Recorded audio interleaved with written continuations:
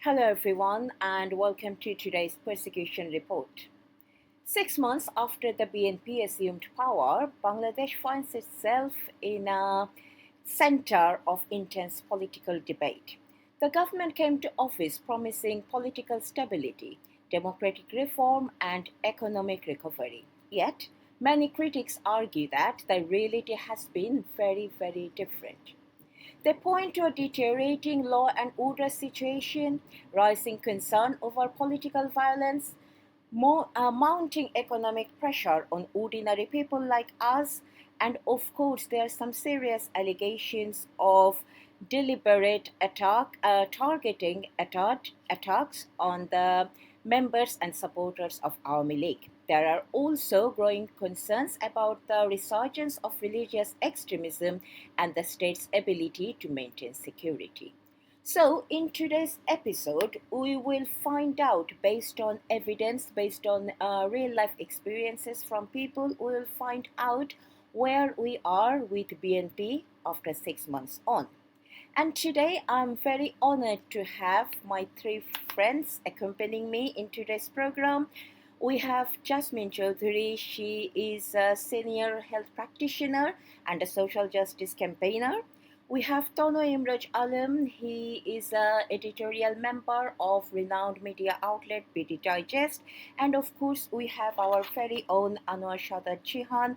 He is an aerospace engineer and a columnist. And all three, if I want to introduce them with only two sentences, I would say all three of them are monitoring the situation of Bangladesh like a hawk and doing everything in their ability to make a change.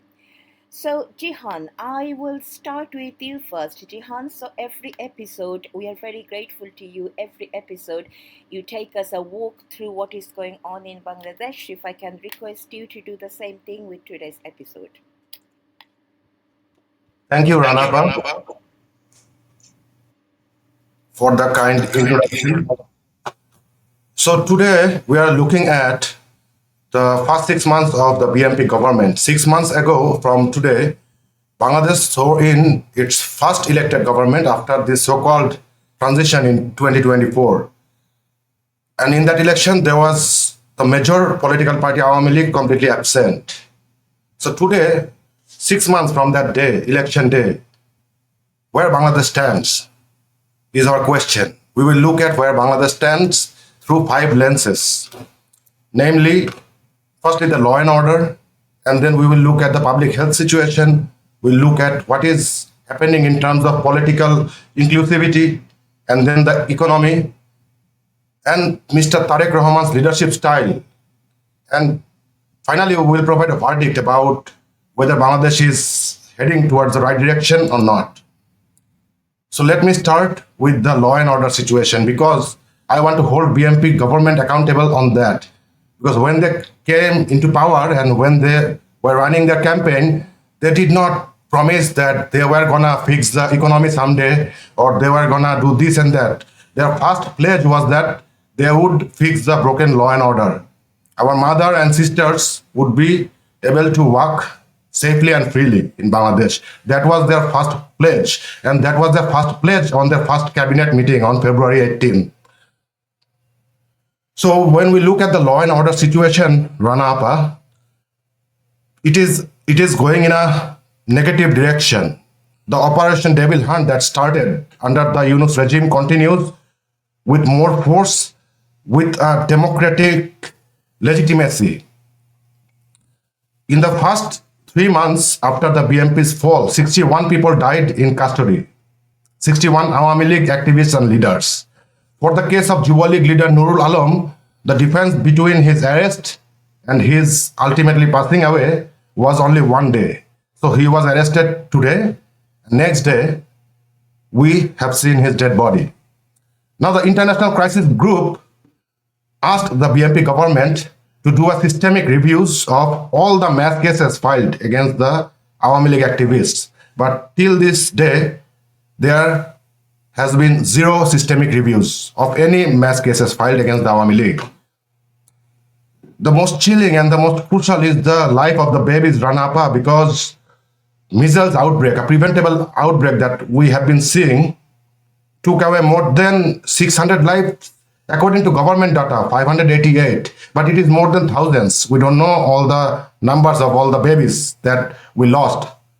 Now, this is not directly the fault of the BNP government because the crisis ensued from the decisions taken by the interim regime. But the BNP government failed to contain this disaster. Prime Minister was busy chilling with his wife on a long drive while our children were dying.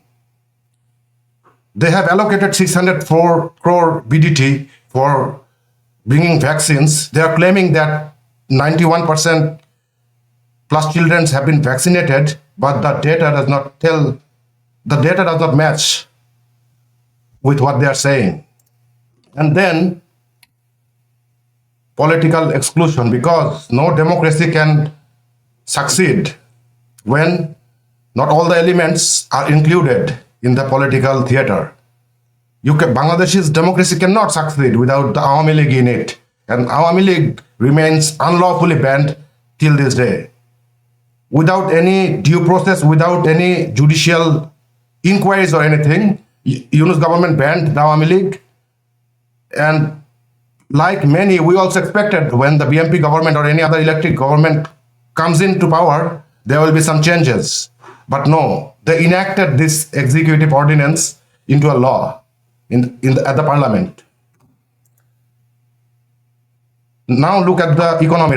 Economy, even during the COVID time, when the whole world was breaking, there was Prime Minister Sheikh Hasina leading Bangladesh through catastrophe. We haven't seen this kind of plummet of GDP and the economic disaster. Our GDP today stands less than 3%. The inflation is more than 9%. The non-performing loan keeps getting worse and worse by the day.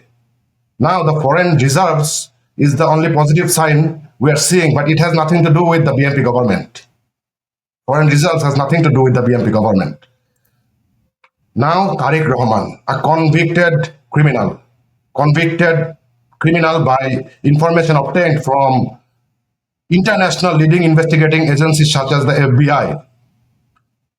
So his leadership style, I personally have been seeing some changes, but it is all rhetoric, Rana. It is all PR, as part of his PR campaign. He is driving a van with a autistic person when our children are dying. So his priorities are in the wrong place. And this is what we are seeing in all the initiatives that they taken. Family cards, electric bus, all these things they are busy with when the main important structural changes that are needed are having no focus from the government. So to end, what we are seeing today is that Bangladesh is not heading toward the right direction without healing, without proper reconciliation with more than 60% of the people. Bangladesh cannot progress. And this is where we are at today. Bangladesh is heading towards the wrong direction. Back to you.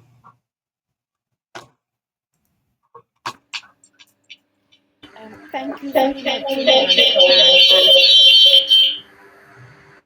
And can I request everyone to mute their microphone when one person is talking?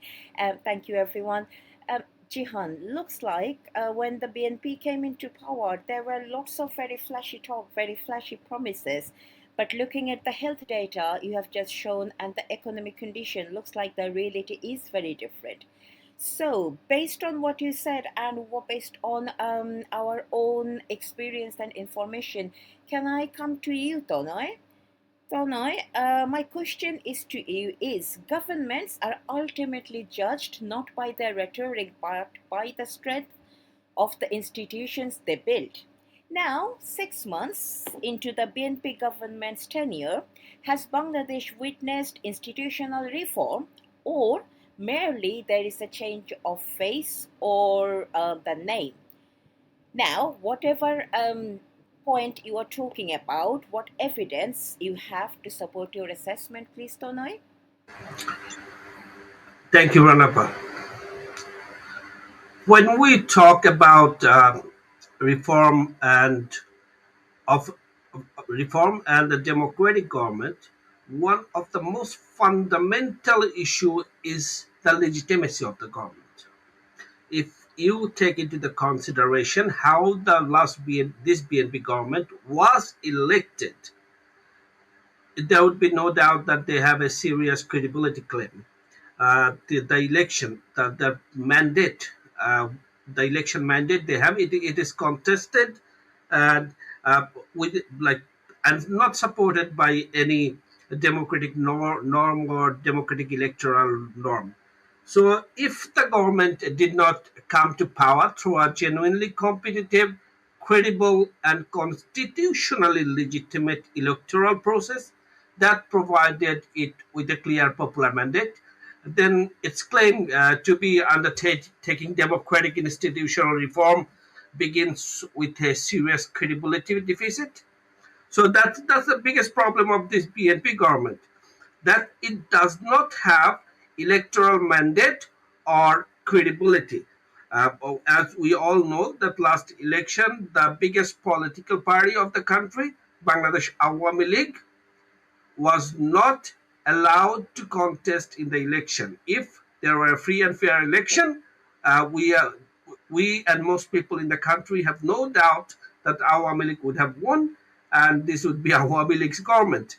Let's put it this way: 60% of the people, 60% of the people, they did not participated on that election.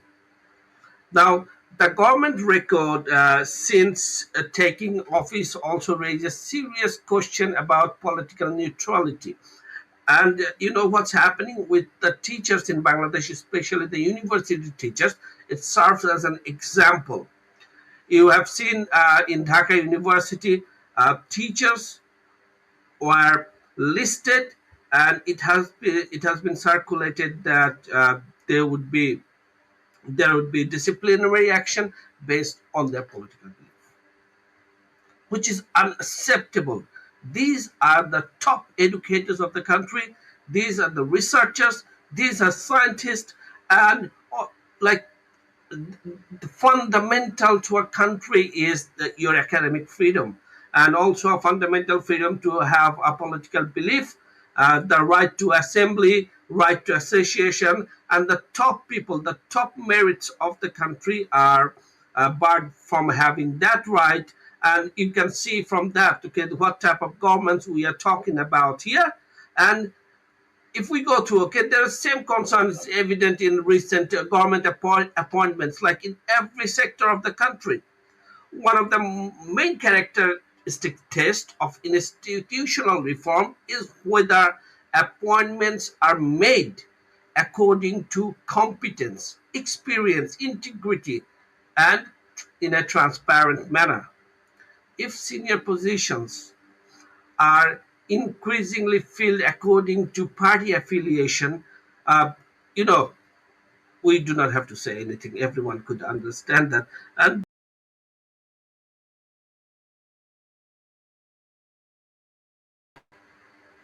okay, I had a little problem with my camera. I hope you guys can hear me. And then when we come to institutional reform, let's not forget Bangladesh since 1991, we had democracy, continuous democracy, and we have been through reforms. Like maybe slow, maybe as much may it wasn't as much as we wanted, but we had reforms. So the government, the new government, and the predecessor of it, Muhammad Yunus, what they did is they dismantled all our institutions. Everything we achieved, everything we achieved, they dismantled it. So they're in a course of breaking Bangladesh, not making it. Thank you so much, Vanapa.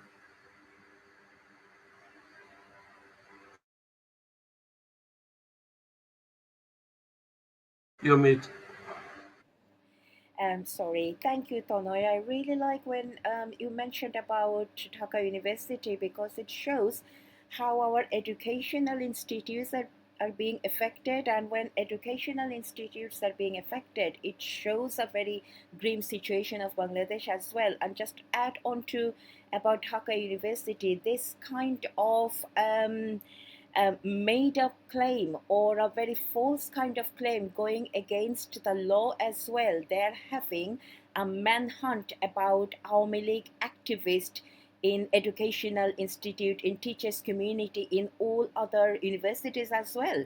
They're doing the same in Chittagong University, in Rajshahi University, in Begum Rokeya University. So it's not only Dhaka University, they are targeting all the other universities, especially the higher study. So thank you very much for mentioning this. Jihan, can I come back to you again? As we are talking about the reform of institution, can you give us any specific example, or you can give us more if you want to? Do you believe any specific institution, one or many, do you believe they seriously were reformed in a positive way or they deteriorated? What is your opinion? Thank you, Rana.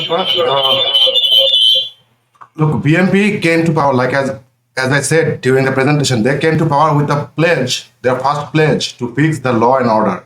And the law and order relates to Bangladesh's law enforcement agencies, namely primarily the police.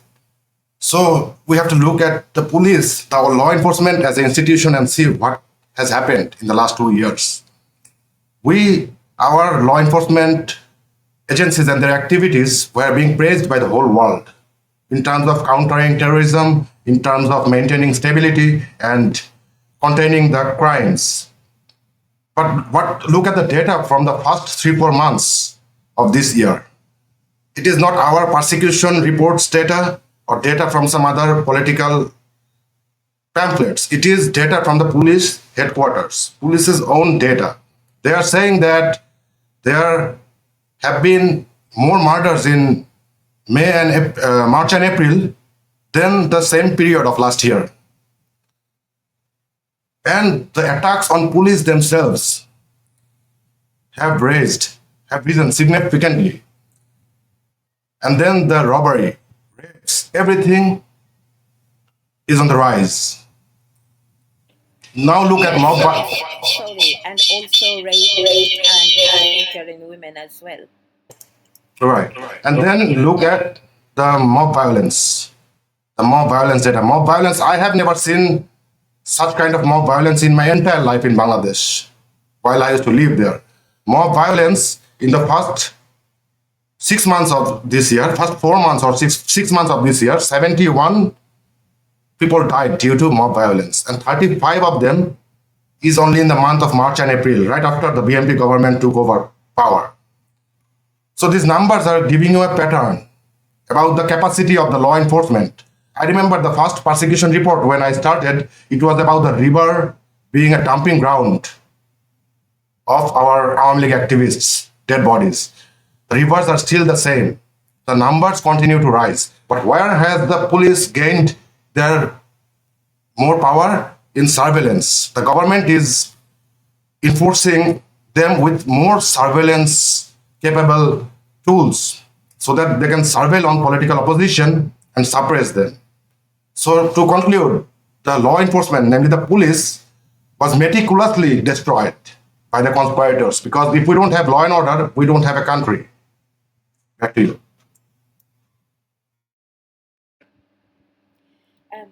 Thank you, Jihan. I fully agree with you. The law and order situation, this is something that the government take it very, very seriously. And also because we were talking about police, just a couple of weeks ago, some high-rank police officers, some high-rank police officials, they made redundant of their job. They were forced to retire early, and the claim was they were supporting Awami League during Awami League's tenure. So of course that institution as well looks like there are lots of corruption going on. So thank you very much for mentioning this, Jihan. Jasmin Appa, can I come to you? And I want to ask you something about economy. Now, economic performance is often judged not only by the GDP growth, but whether people's lives are improving and also whether the business have confidence in the future. Now, after 6 months of the BNP government, how would you assess the state of Bangladesh economy? Jasmin, you. Thank you, Rana. It's a pleasure and a privilege to join you all, as always.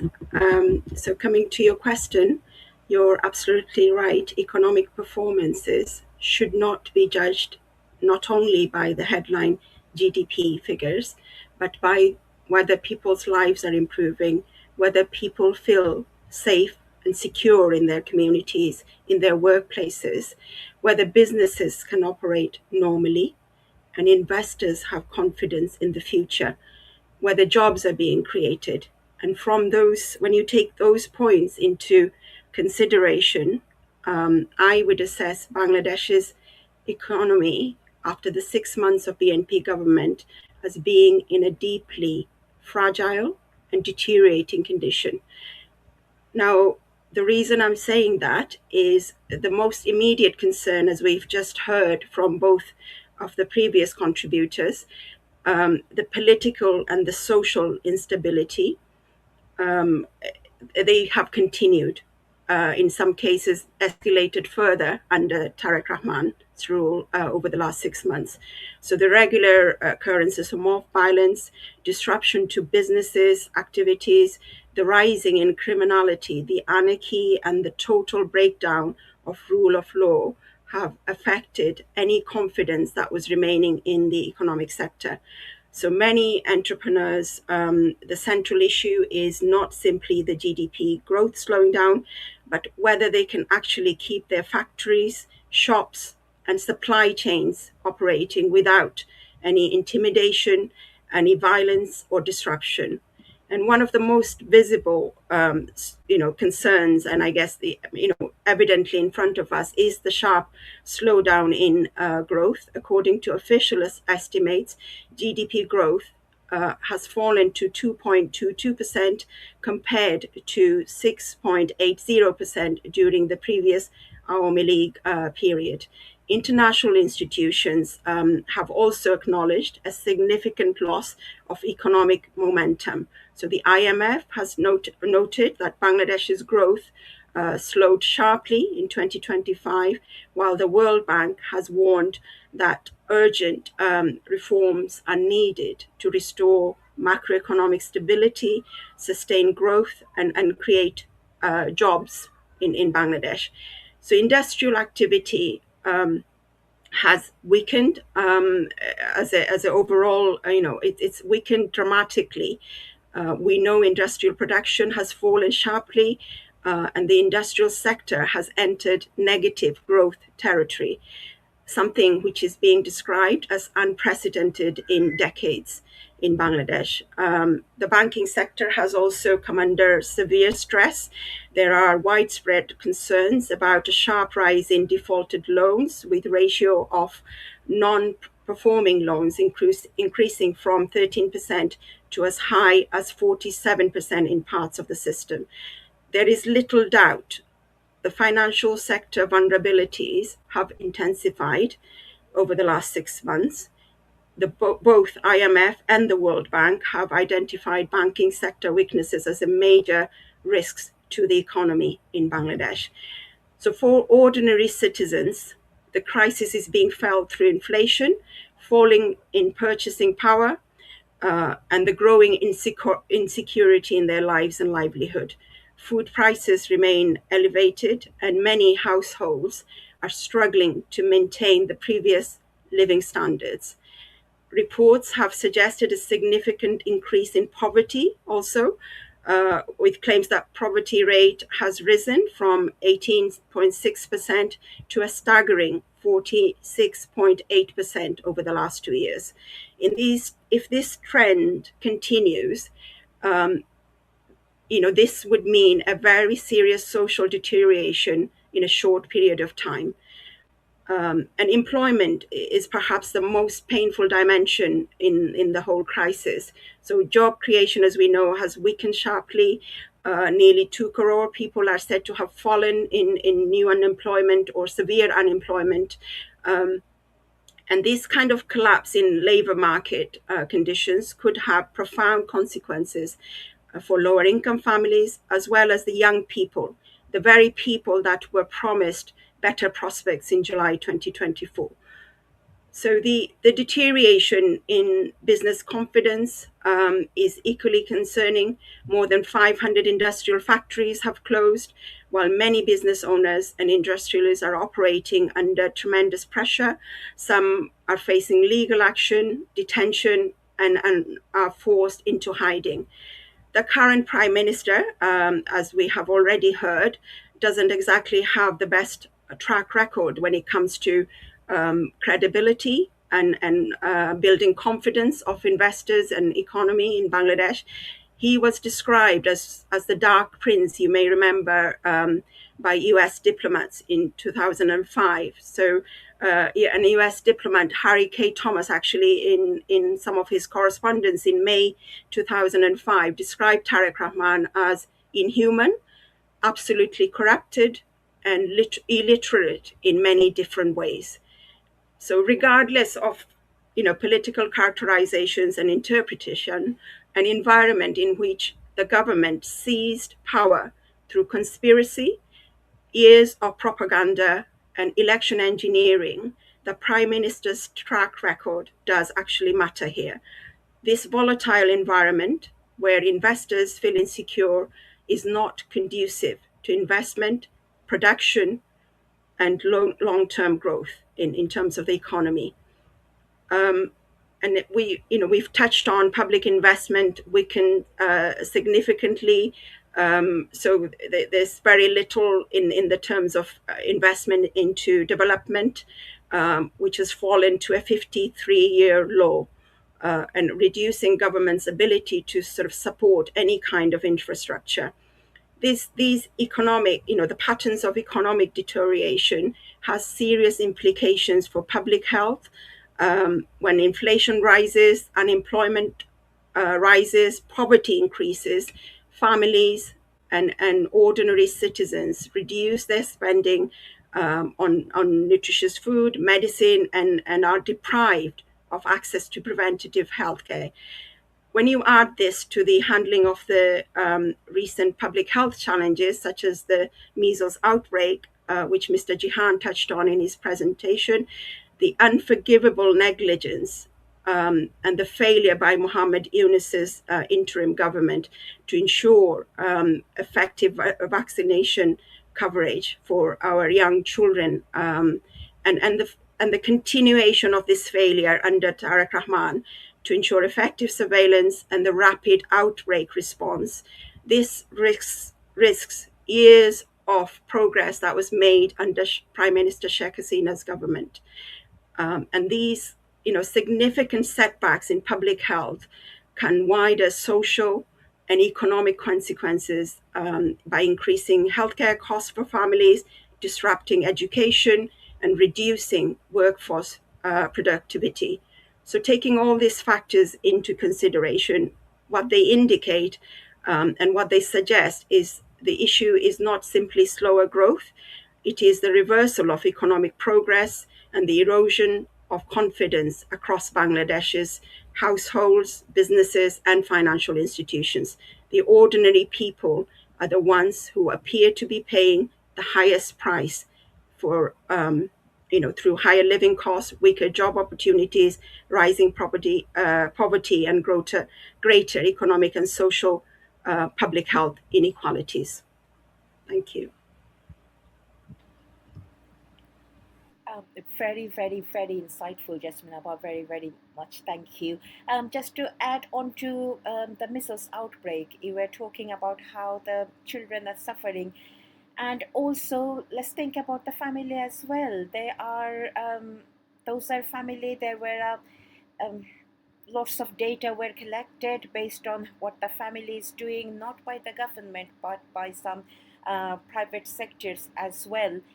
And they are saying the families, most of the family, they are borrowing money to make sure their children get some treatment, not the adequate treatment, but to get some very basic treatment. Many of them, they lost their jobs because they are spending huge amount of time with their children in the hospital. So the government failed to protect the children, and also the government failed to protect the family as well.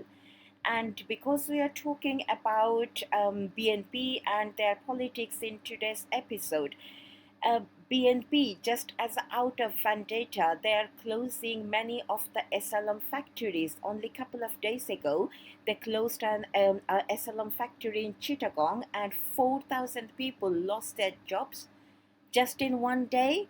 And I also would like to point out how the government is handling the energy crisis at the moment. It is that the government is not handling the energy crisis at all. Many of the factories, either they're closing permanently or they're shut for a very long period of time. And also the government is planning to privatize the energy um, market as well. So there are lots of ifs and buts there too. So of course, thank you, Jasmin Apal. Looks like the economic sector, there are not many reform there too. Tonoy, can I come to you this time? And I want to ask you, someone's microphone. Thank you. One of the government's primary responsibility is to prevent violent extremism while protecting civil liberties. Now, over the past 6 months, is there evidence that extremist groups have become more active or influential? And if so, what factors may have contributed to this trend? Tonoy. Thank you, Rana. Before going to this extremist question, I would like to touch down on what Jasmin Appa said and what you have said about the energy sector. And Jihan was telling us moments ago that the $30 billion reserve, uh, Bangladesh had a similar type of reserve for quite a long time. $25 billion when Bangladesh Awami League left its power. What's happening right now? Why do they have this reserve? As we know, Bangladesh's economy, like they have this reserve, yet our business is declining. Our export is declining. Even in the first quarter, it's 4% decline at the beginning of this financial year. Yet, it's because our industrial activism has been slowed down so much. Just imagine a country with 170 million people, 174 million people, with a GDP of 455 billion, which is 6.8%, like 6 to 6.8%, like increase for the last 10 years. Suddenly this economy slowed down to, like, to negative 3.2%, 3%, even probably less, 2.8%. Some our economists are predicting, and institutions. So you see this massive gap. We are not importing the raw materials that are needed for our business. So now we are not importing raw materials needed for business. We have a reserve there. All we are doing is paying loans. And also what this government doing is borrowing money heavily from the banking sector of the country right now, Bangladeshi banking sector, because we do not have business activism in the country. So banking sector is heavily dependable on the government. Government is borrowing from the banking sector, which is like so concerning for the economy. But it will have such a long term effect. And also, let's not forget the our bankruptcy rate. It reached the mountain top right now. It's momentous, mountainous. This, like, every day, like, scores of big companies, they are bankrupting themselves just because the government, they do not have a policy to support the businesses.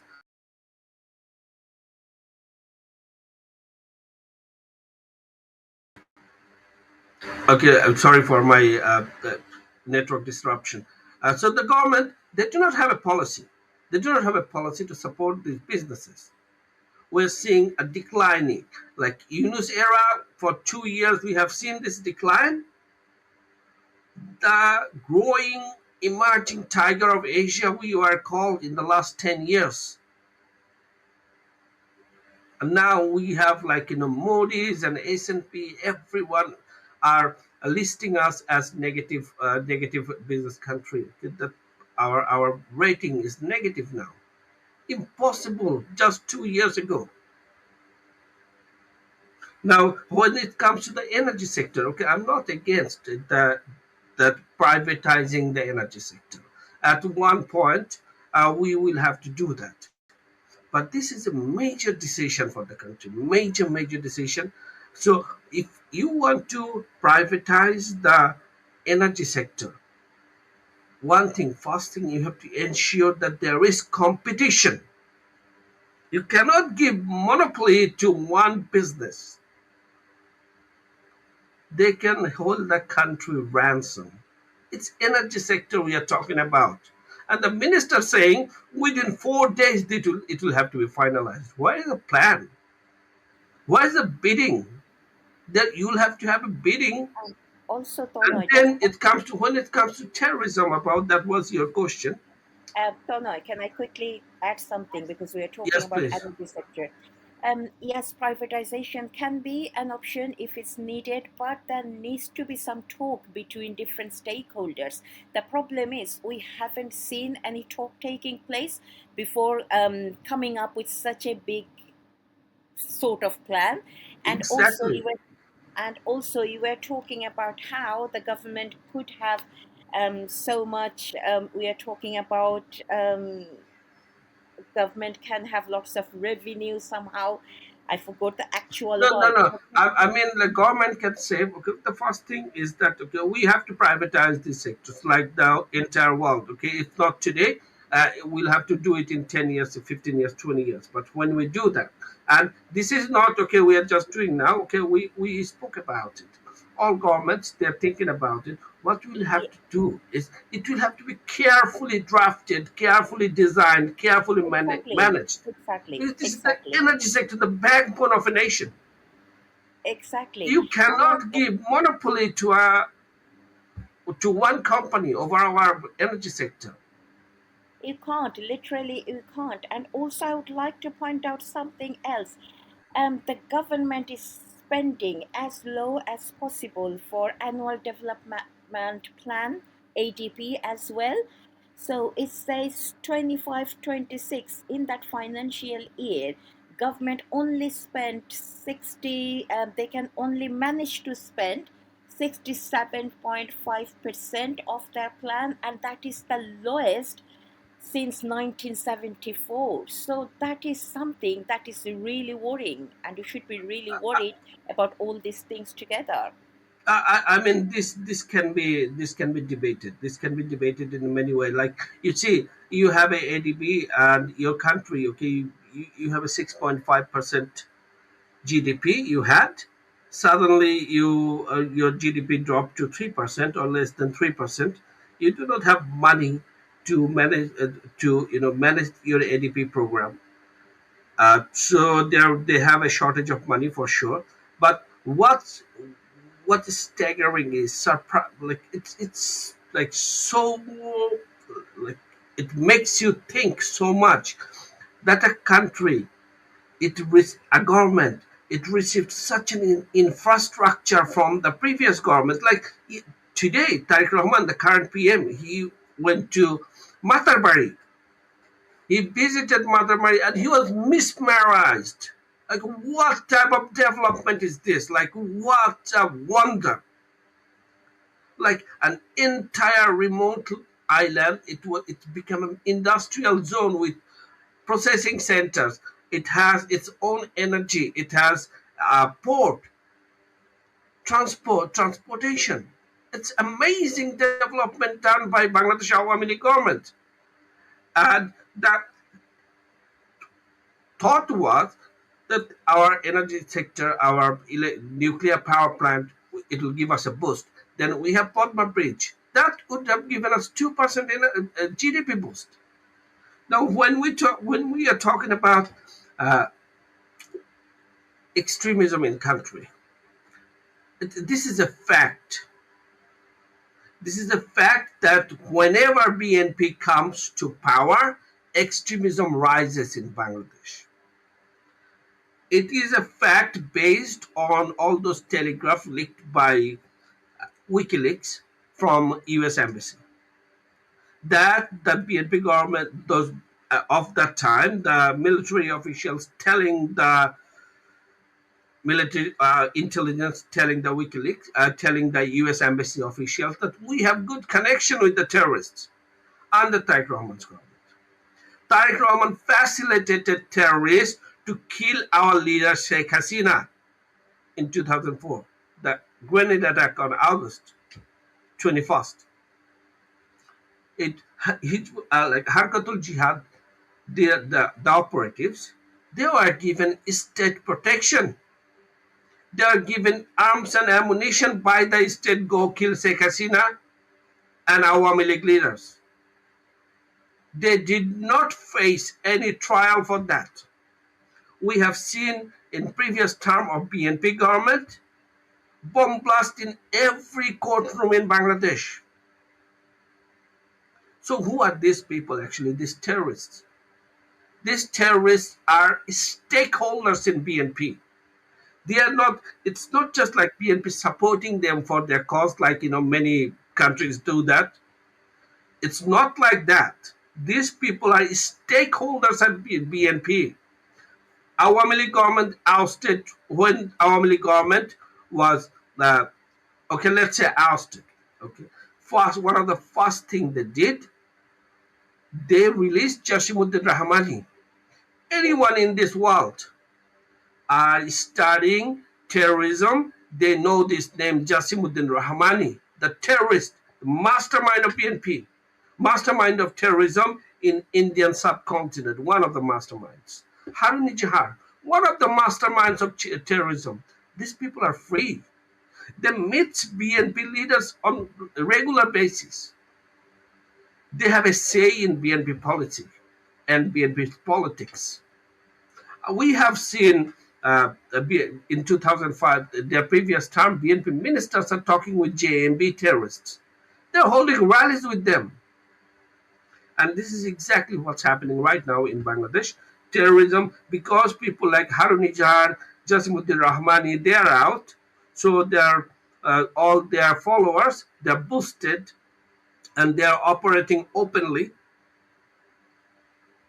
We have seen in last 2-3 weeks powerful bombs found in our metro rail station. Look, these are the, like, this is telltale sign of terrorism. Like, what if you want to blast something in Bangladesh, where it would be? It's a rail station, metro rail station. That's exactly where the bombs are found.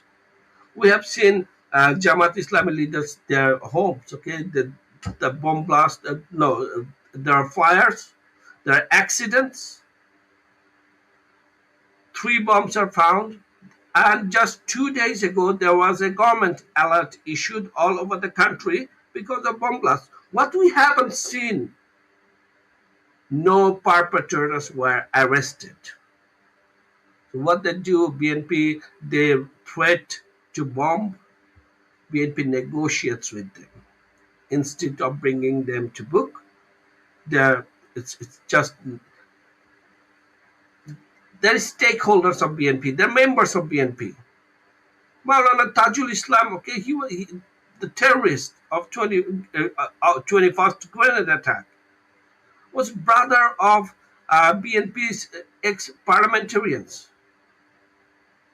This is exactly what BNP is, and BNP during this government's time, Bangladesh will become a safe haven for terrorism. That's one thing for sure. And then other terrorism fact we have, that is our Chinang hill tracts.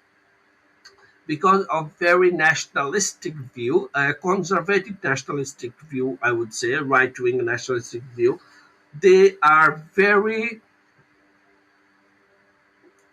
they're not discriminatory towards the other ethnic races, like the ethnic races we have in our hill tracts.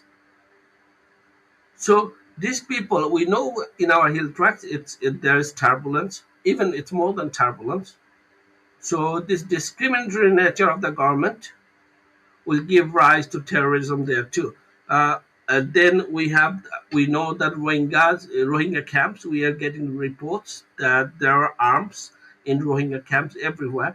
All right, this. In Bangladesh, we are investigating these things. Previously, Bangladeshi, underworld, when they used to talk about firearms, they used to talk about shotguns maximum, pistol, revolvers. Some are made in Bangladesh, okay, in just simple lead factories. But now in Bangladeshi underworld, the common thugs have AK-47. On top of that, add those arms looted from police stations during August 5, 2024 uprising. So the terrorism and government is doing nothing to recover those arms because government knows where they are. These are in the hand of their people, and that's where we are in terms of terrorism. There is no good news, and it's gonna worsen. The world should take notice because safety and security of South Asia, the region means safety and security and peace of the world too. Thank you. Thank you very much, Tonoy. Very, very insightful. Can I just add on to something because we were talking about terrorist alert? Bangladesh is in terrorist alert. Bangladesh police especially is in terrorist alert again since Friday. We have seen in the news outlet they're not expecting, but there is a possibility that there could be some bomb attacks. So the police are asked to be vigilant, and we have also seen something that at least I never seen before. I'm talking about the World Cup football. We've been enjoying World Cup football in our own way for very, very long time. And of course, I do not agree flying other countries' flag, but I understand people do not do it with any kind of evil thought. But this year we have seen something very, very different. We have seen, just to protest that people are flying other countries' flag, all of a sudden we have seen a group of religious extremists. They started hanging flag of IS all over the Bangladesh, and it was something ISIS. very new. ISIS, sorry, it is very, very alarming. It was very, very new, and people from all sector they try to protest it, but I haven't noticed government has done much. And also we have seen our home minister, he claimed a couple of months ago that there is no religious extremist in the country, which is not true. We know it by all means. Even Tariq Rahman's own advisor, his name is Chowdhury Rahman, if I'm not wrong, he said just day after that home minister's what home minister said just the day after Tariq Rahman's own advisor, he claimed, no, we do have some religious extremists and we have to deal with them. So even in the government, looks like there is no coordination, nothing, no combined effort to deal with the religious extremism in Bangladesh, which is very, very, very alarming again. So thank you very much for pointing out. And you also talked about Rohingya. Sorry, I'm taking a long time, but I needed to say that in Rohingya camp, just 2 days ago, a 10-month-old boy, he was shot, and his father claimed that opposition, they were targeting him, but they missed it, and as a result a 10 months old Rohingya boy was shot in the Rohingya camp. So it is unimaginable what is going on in the Rohingya camp as well. So again, something very, very alarming. Now, Jasmin Appa, I'm coming back to you, and thank you very much for waiting so patiently. We spoke about law enforcement already, but I want to know your opinion. So, public confidence in law enforcement depends not only on reducing crime, but on ensuring equal application of the law. Has that confidence strengthened? What do you think? Has that confidence strengthened or eroded. Jasmin Appa. Thank you, Rana. Now, public confidence, as we know, in law enforcement depends on a number of things. So it depends on personal safety, people feeling safe and secured. It's about equal treatment under the law, so every citizen is being treated equally, and the confidence that institutions are acting independently rather than politically. And judged against those standards, and given the context that you and Tonoy were just discussing, I believe public confidence has eroded rather than strengthened over the last 6 months. Many citizens, as we know, continue to express grave concerns about the rising in extremism, militant, militant sort of extreme, visible rise in militancy, criminality, the mob violence on regular basis, and the weakening of effective law enforcement is certainly very evident. So when people feel that the streets they live on, the markets they visit, the workplaces, and businesses are less secure, confidence in policing inevitably declines. When people no longer feel safe and secure, even within the compounds of their own home, you can no longer deny, no matter how hard the Home Secretary tries, you can no longer deny there is a total breakdown in the rule of law in Bangladesh. So equally important is the perception of unequal application of law. So confidence is damaged when we hear about the mass arbitrary arrests, thousands of fabricated cases being filed against Awami League leaders and activists, business owners, journalists, cultural activists, teachers, freedom fighters, minority groups are being targeted by violent attacks. Women and children are being subject to rape, torture, harassment, and humiliation on a day-to-day basis, while politically connected individuals appear to receive indemnity and protection. It all kind of undermines the fundamental principle that everyone is equal before the law. I'm not sure where the government gets its data and starts from when they claim there are improvements in public order, but we are hearing from actual people continuing to experience extortion, more violence, theft, intimidation, or insecurity in their daily lives. So the public will judge, and they are judging the situation by their lived experiences, rather than by those official numbers that we are often seeing and hearing from government officials.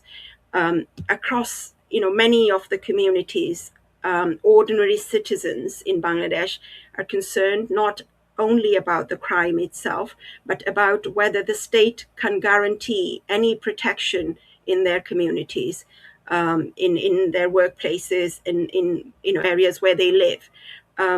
And in matters of public confidence, perception is not a secondary issue. It is a central one. Even the perception of selective enforcements can be deeply damaging to democratic institutions. And when we see convicted war criminals are now in the parliament in Bangladesh as lawmakers, when we see militant, violent militant extremists, sort of believing Bangladesh is a safe haven for them now. Convicted criminals are being released and are walking free from our prisons. Killing of police officers, burning of police stations, looting of weapons, and all the abuse of power goes unnoticed, unaccounted for. This results in there's no accountability. Citizens begin to sort of doubt whether they will ever see any justice and rule of law. So confidence, needs to be restored, and it is restored usually through visible actions, which we are seeing very little or none from Tariq Rahman's BNP government. Over the last 6 months, we have seen none. So reducing crime, protecting all citizens equally, ensuring due process, holding wrongdoers accountable, criminals accountable, regardless of status, and demonstrating that the police serve the constitution and the public rather than the political interest. Confidence is eroded when law enforcement seems to be preoccupied and providing protection and indemnity to those responsible for killing and violence and causing devastation in people's lives and livelihood.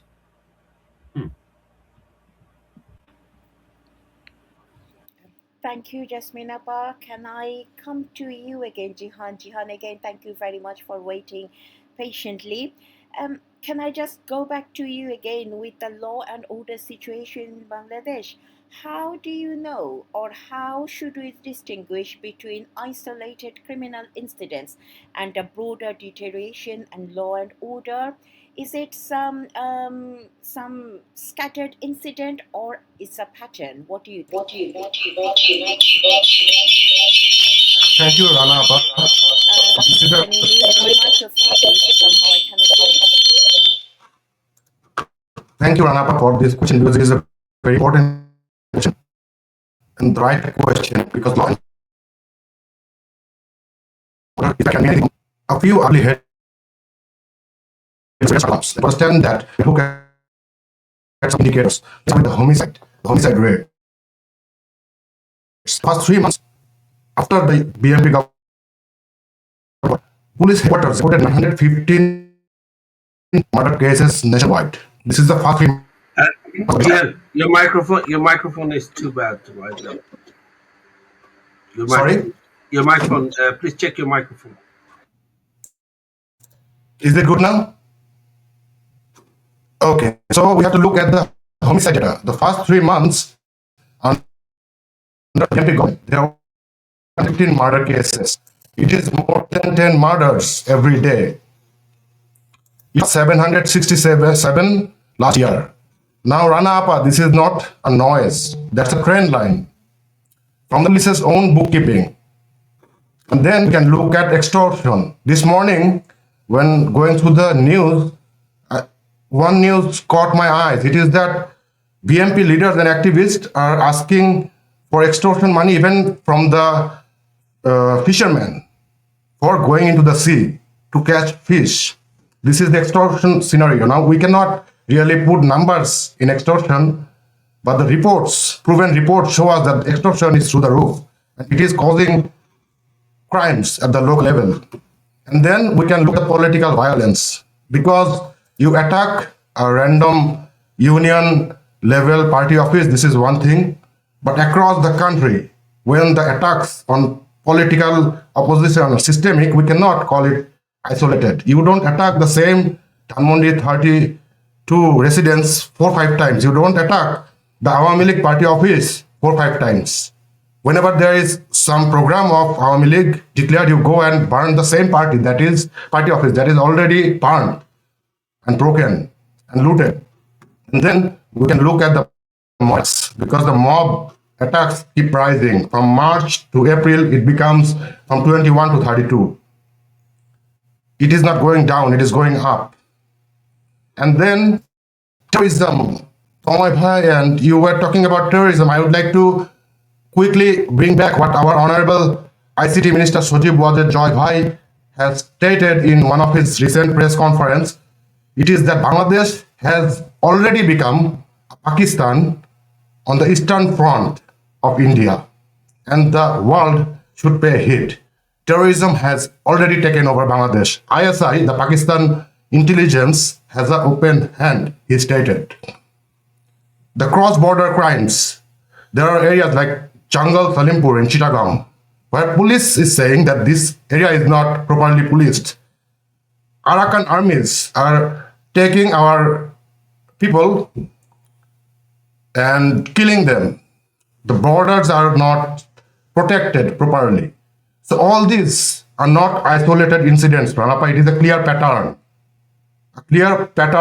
to destabilize Bangladesh. Back to you. Thank you very much, Jihan. Tonoy, can I come back to you again? Can you please tell us about the healthy democracy? Now, as far as I know, a healthy democracy requires political competition under equal legal protection. How would you assess the current environment for political participation in Bangladesh? Tonoy. You're exactly right. A healthy democracy means you will have an opposition party. And we all know that Jamaat Islami, the current opposition party in Bangladesh, is actually BNP's partner. They are the electoral partner, and it's known to the whole world. You mean twin brother? Yeah, they're twin brothers. Okay, it's twin brothers in Bangladesh. We said uncle and nephew. Uncles are Jamaat Islam and BNP is the nephew. Uncle and nephew's government running Bangladesh, and Bangladesh's opposition party, main opposition, Bangladesh Awami League, not opposition party, the party that should be in power legitimately. Bangladesh Awami League was not even have political rights. Just last week, our leader, Prime Minister Sheikh Hasina, she was speaking at a press conference in Delhi. The entirety of the world, name any entity, news entity, they covered that event. Guess what? In Bangladesh, no news media was able to cover this because the BNP government said no one can cover Bangladesh Awami League's voices. So without an opposition, you do not have a democracy. That's not democracy. It's just lip service. Accountability. You do not have a opposition. You do not have accountability. You do not have institutions. And as I mentioned before, this BNP government, what they're doing, BNP and their predecessor, Mohammed Yunus, they are actually altogether Yunus, Jamaat, and BNP. They are destabilizing Bangladesh. Bangladesh's economy, Bangladesh's institutions. They are breaking Bangladesh apart brick by brick. And to do that, okay, they're destroying our democracy. We do not have a democracy right now. Also, let's not forget Bangladesh. Okay, we have 70 million people. It's a massive market. What's happening right now? Jihan was talking about Arakan army. The Bangladeshi people. Okay, we are funding the whole war in Myanmar. Ask me how? Arakan army's drugs trade. The border is open because the local BNP leader and the chain of command of the BNP, they are making money out of drugs. So Arakan army is selling drugs in Bangladesh, synthetic drugs, what we call it yaba, the most fatal one in Bangladesh, one of our major crises. That money funding the war. Then we have extortion in our border. Our fishermen cannot go to the sea because if they go to the sea, Arakan army is abducting them, and our Coast Guard and Navy are told do nothing. Arakan army can do whatever they want because they are now in partnership with BNP, and that's exactly what's happening in our country. Our border serves as an example. That Yaba situation, extortion situation, everywhere you go in the underworld. Okay, the people who used to be a knife yielding 2.5 years ago, the thugs with knives now using AK-47. We have seen it video footage. Openly, they're firing at business people's home for extortion money.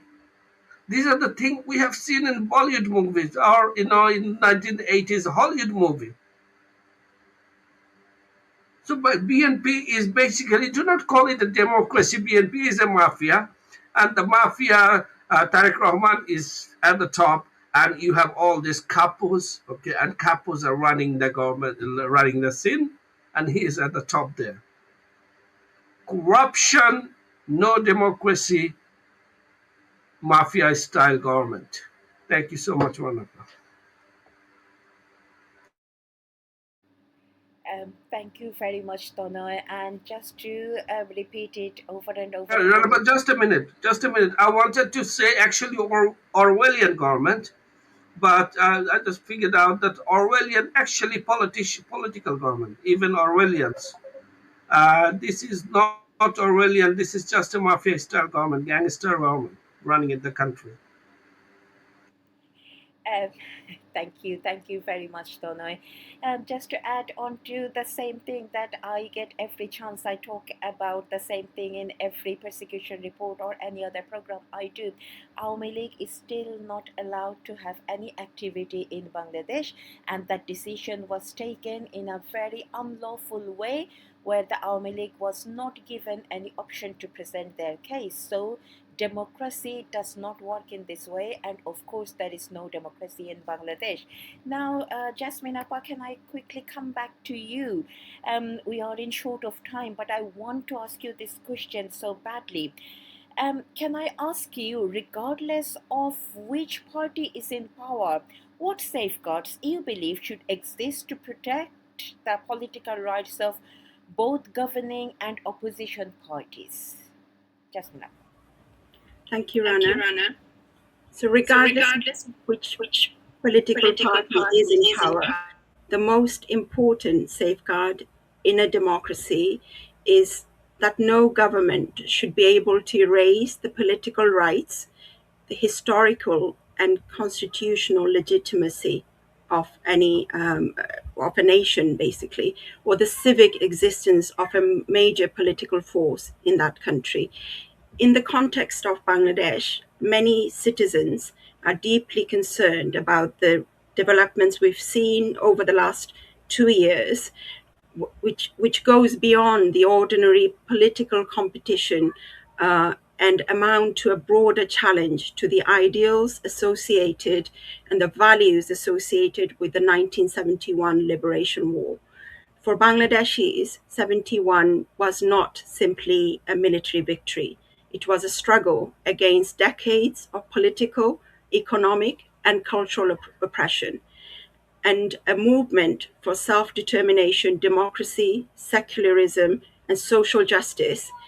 Awami League played the leading role in that movement under the leadership of Bangabandhu Sheikh Mujibur Rahman. And therefore, banning the party cannot be described merely as a partisan issue. It is a matter of contesting the very national historical identity of Bangladesh. Banning the country's largest political party also creates an impression that the movement associated with the birth of a sovereign Bangladesh is being treated as illegitimate. So the attacks on the freedom fighters, damage to the historical war memorials, monuments, the demolition of 32 Dhanmondi, and the arrests of not only Awami League leaders, but anyone who is connected to the values of the liberation movement, contend and contribute to a perception that the spirit of 1971 is itself is under attack. And how about the huge amount of cases, filed in connection with the events in July and August? We've heard about how a lot of those cases turned out to be fabricated. There's no evidence, as many of the alleged dead have, all of a sudden turned out to be alive. In some cases, the causes of death has proven to be, nothing to do with they're totally unrelated to the events that unfolded in July and August 2024. So such allegations require independent, transparent, and judicially supervised investigation. Prime Minister Sheikh Hasina did set up a commission on 18th of July 2024. This was disbanded by Muhammad Yunus, while those responsible for the killing, looting, and the destruction were given indemnity. And this was extended after Tariq Rahman took charge in February this year. And only the faces, as you mentioned earlier on in the show, only the faces seem to have changed here. The conspiracy, the deceit, the political, the propaganda we have seen for many, many years, actually, the politics of fear and hate has continued. We must also talk about the unexplained sort of custodial deaths and abuse, which represent a grave violation of rule of law and human rights. Many of the, the deaths of Army League leaders, custodial deaths. And at the same time, citizens are alarmed that they perceive, this deterioration in public order and the visibility of extremist militancy, as well as the, harassment and rape of women, children. These issues do not affect one political party, but the broader sense of security and social cohesion in a country. So ultimately, the safeguard that Bangladesh needs is not the protection of party at the expense of another. It is the protection of constitutional democracy, historical truth, due process, freedom of expression, and equal citizenship. A nation founded through a liberation struggle should be especially careful that political disagreements do not become an attempt to erase history, silence dissent, or criminalize those who continue to believe in the ideals of 1971. The answer to political conflict in a democracy is not the exclusion or collective punishment. It is the independent institutions, fair trials, fair political competition, and the respect for values that inspired and the creation of Bangladesh itself. Thank you. Thank you very, very much, Jasmin Appa. I fully agree with everything, every single word you just said. Now we came towards the end of today's program. Now, look, Bangladesh, we do not need another set of government who believes in political vendetta, who believes in capturing institution, who believes in capturing everything the way they want to do it. We have seen that enough after 5th of August 2024. So in Bangladesh, we need a government. That government will be people's government. The government will treat the citizens equally regardless of their background, and will be waiting for this Bangladesh patiently.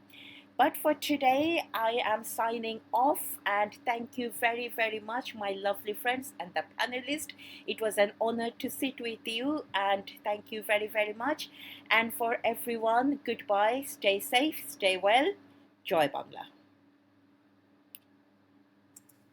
Joy Bangla. Joy Bangla.